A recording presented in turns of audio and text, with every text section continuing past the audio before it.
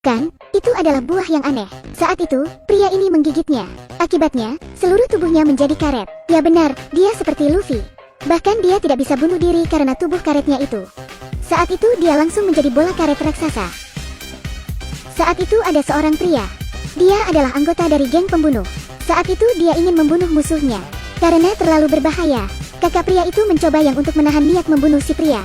Tapi pria itu tetap ngotot. Hasilnya, belum juga dia menembak. Dia telah ditembak terlebih dulu. Setelahnya, dia harus berbaring di ranjang rumah sakit. Dia hanya bisa pasrah, menunggu lukanya sembuh. Namun di hatinya masih tertanam rasa dendam.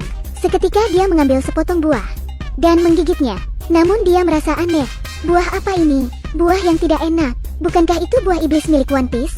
Tapi pria itu jelas tidak tahu buah apa itu. Dia tidak biasa menonton One Piece. Setelah memakannya, perutnya berdetak. Dia lalu bangun dan pergi ke kamar mandi. Tapi di perjalanan, dia mendengar dokter dan perawat sedang membicarakannya. Dokter mengatakan bahwa pria ini tidak bisa kembali normal, dan dia tidak pernah bisa berdiri. Perkataan itu seperti petir di hari yang cerah. Kalau dengan kondisi seperti itu, apa gunanya hidup? Jadi dia akan melompat dari gedung untuk bunuh diri. Tak lama dia langsung melompat. Tapi saat itu keajaiban terjadi. Tepat ketika dia akan menyentuh tanah, perutnya tiba-tiba membuncit dan menjadi bola besar. Dia terus memantul di tanah, dan membuat anak-anak di sebelahnya terlihat bahagia melihat si pria itu. Karena dia terus memantul, pria itu lalu mengulurkan tangannya untuk meraih tiang di kejauhan. Anehnya dia benar-benar bisa meraihnya.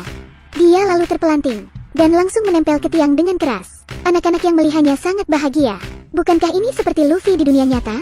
Para anak-anak bersikeras untuk meminta buah iblis kepada si pria. Namun pria itu tak tahu, apa itu buah iblis? Karena merasa sangat takut, pria itu lalu memeriksakan tubuhnya itu. Saat itu dokter juga tercengang. Mengapa tubuh pria itu semuanya berubah menjadi karet? Tapi pria itu dengan cepat menerima keadaannya. Menjadi karet lebih baik daripada menjadi cacat. Jadi dia segera menelpon saudaranya untuk memberitahu kondisinya saat itu. Si pria itu mengatakan kalau dia baik-baik saja.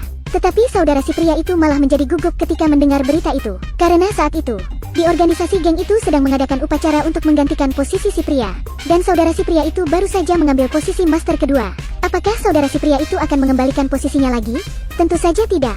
Jadi saat itu seorang pembunuh cantik muncul di rumah sakit. Dia memakai stoking hitam. Entah dia seorang pembunuh atau hantu. Waktu mandi tuan sudah habis. Ketika membuka kotak mandi, wanita itu lalu menyambungkan listrik. Dia juga mengenakan sarung tangan karet. Setelahnya dia langsung memasukkan kabel itu ke dalam air. Benar saja, wanita yang menyamar sebagai perawat itu adalah pembunuh. Saat itu lampu listrik terus berkedip. Si pria yang sedang berendam tidak bereaksi sama sekali. Ternyata pria itu telah memakan buah iblis sebelumnya. Seluruh tubuhnya telah berubah menjadi karet, dan menjadi tidak bereaksi dengan listrik. Setelah menjadi pembunuh selama bertahun-tahun, ini pertama kalinya wanita itu menemukan hal aneh seperti ini. Pembunuh wanita yang ketakutan. Dia langsung lari dari kamar pria itu. Namun apa gunanya berlari? Si pria lalu mengulurkan tangannya, dan langsung membawanya kembali. Si pria lalu menanyakan, siapa yang mengirimmu ke sini? Wanita itu segera menjawab. Tapi ternyata jawabannya membuat hati tersayat. Apakah saudaranya sendiri yang ingin membunuhnya? Si bos kedua saat itu sedang merenung dan berpikir, kakaknya yang baik kenapa ingin membunuhnya dan mengambil tempatnya? Apakah kakaknya juga yang menembak dirinya saat itu? Saat itu, TV tiba-tiba menyala, menayangkan serial One Piece. Secara ajaib, Luffy di dalam TV tiba-tiba keluar ke dunia. Dia melompat keluar dari layar TV. Saya Luffy, saya yang akan menjadi One Piece. Saat itu, si pria langsung ketakutan.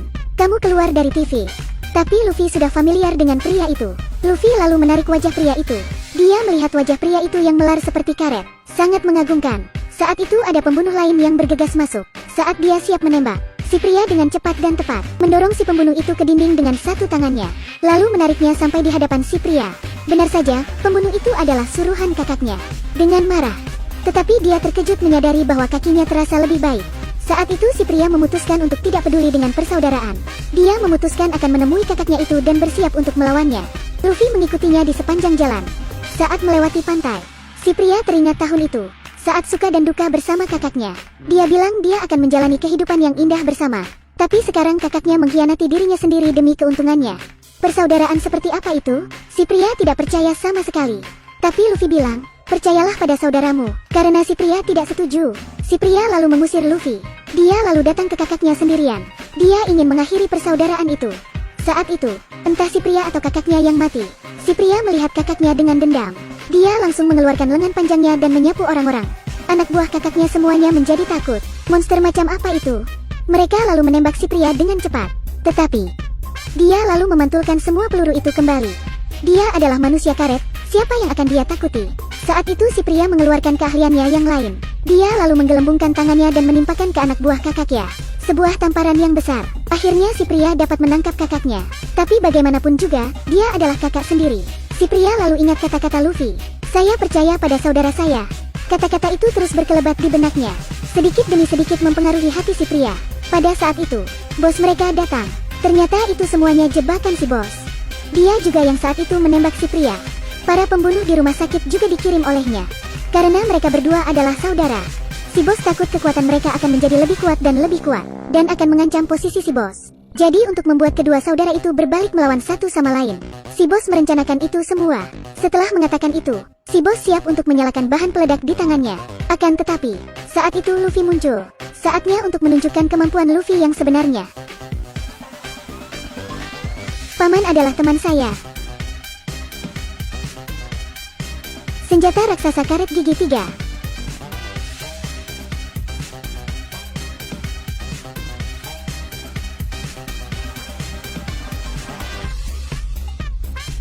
Luffy langsung meninju si bos. Tapi sayangnya bahan peledaknya telah dinyalakan. Si pria dan kakaknya lalu bergegas keluar dari gedung itu.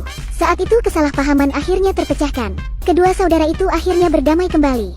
Luffy juga merasa lega. Luffy, akhirnya kita menemukanmu. Mengapa kamu lari ke sini? Saudara saya datang untuk menjemput saya. Selamat tinggal paman. Inilah akhir dari film ini. Jika kami memberi kalian buah iblis, kekuatan super apa yang ingin kamu miliki? Ceritakan di kolom komentar ya. Sampai jumpa di edisi berikutnya.